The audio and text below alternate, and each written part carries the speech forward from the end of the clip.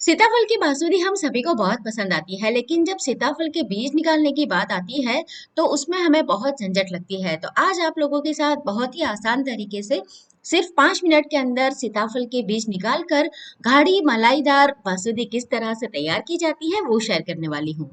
Hello दोस्तों, मैं हूँ हेतल और किचन क्राफ्ट रेसिपी में आप सभी का बहुत बहुत स्वागत है।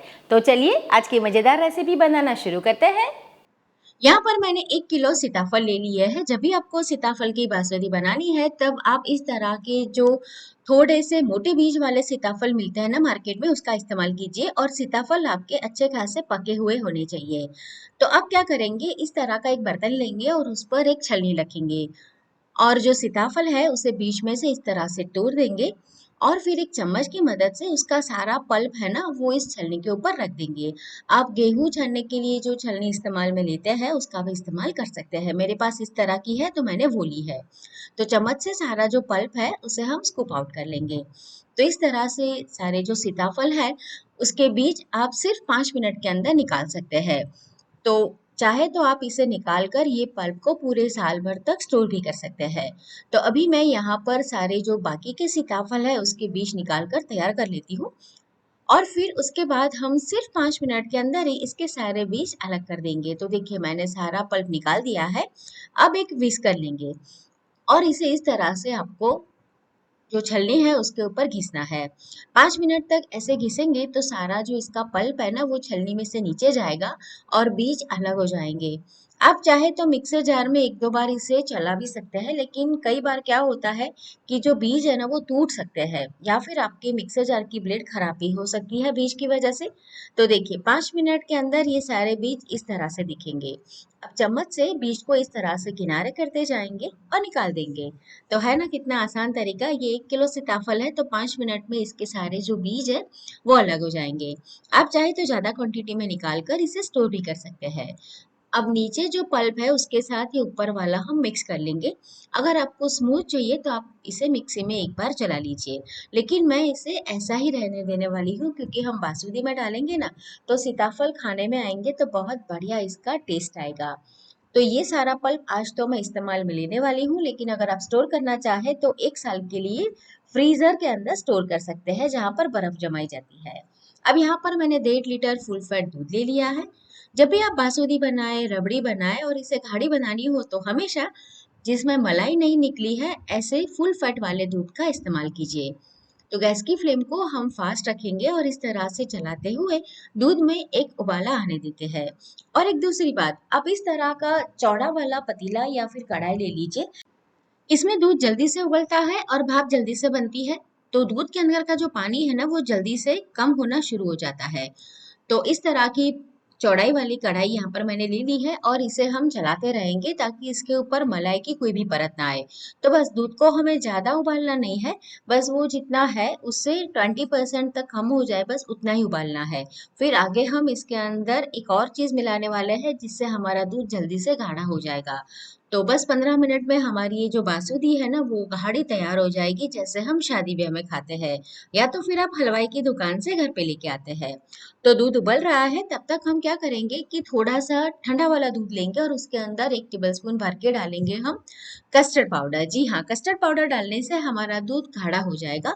लेकिन अगर आप इसे उपवास में खाना पसंद करते हैं तो आप इसके अंदर कस्टर्ड पाउडर ना डालें, लेकिन उसके बदले आप आधा कप खोया मिला दें या तो फिर 1/3 कप काजू को मिक्सी में बारीक पीस के आप उसे मिला दीजिए, तो भी आपका जो दूध है वो गाढ़ा हो जाएगा।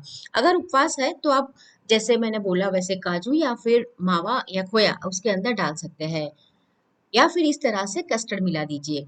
तो देखिए हमारा जो दूध है ना वो अभी उबल कर 20% तक कम हो गया है। तो हमने जो कस्टर्ड पाउडर तैयार किया था वो इसके अंदर डाल देंगे।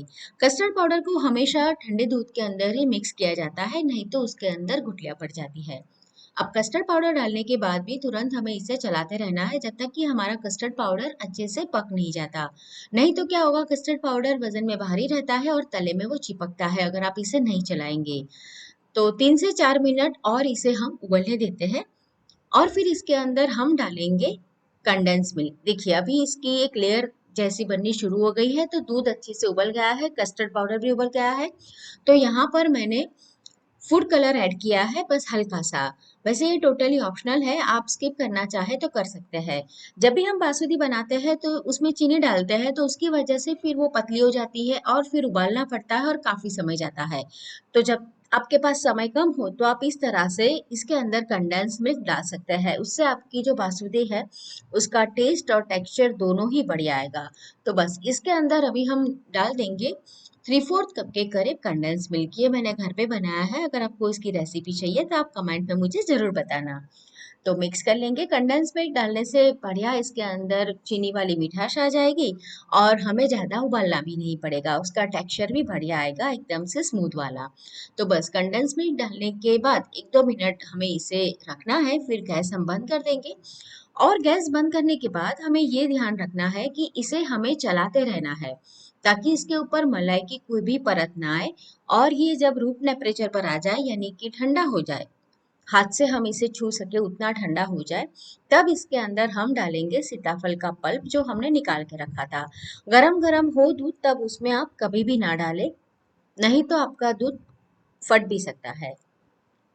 तो ये ठंडा हो गया है, रूम टेम्परेचर पर आ गया है। आधे घंटे के बाद अभी मैं इसके अंदर जो सीताफल का पल्प हमने निकाला था वो सारा ऐड कर देती हूँ। तो 1.5 लीटर दूध था, तो उसके अंदर मैंने 1 किलो सीताफल का पल्प डाल दिया है। अब जितना पसंद करते हैं ना सीताफल का पल्प, उतनी क्वांटिटी में आप उसमें डाल सकते हैं। तो अब इसे हम एक अलग पतीले में निकालेंगे और फ्रीज में ठंडा करेंगे। 2 से 3 घंटे जब ये ठंडी हो जाएगी, तब इसका जो टेस्ट है ना वो इतना गजब आएगा कि आप बार बार इस तरह से सीताफल बासुंदी बनाना पसंद करेंगे।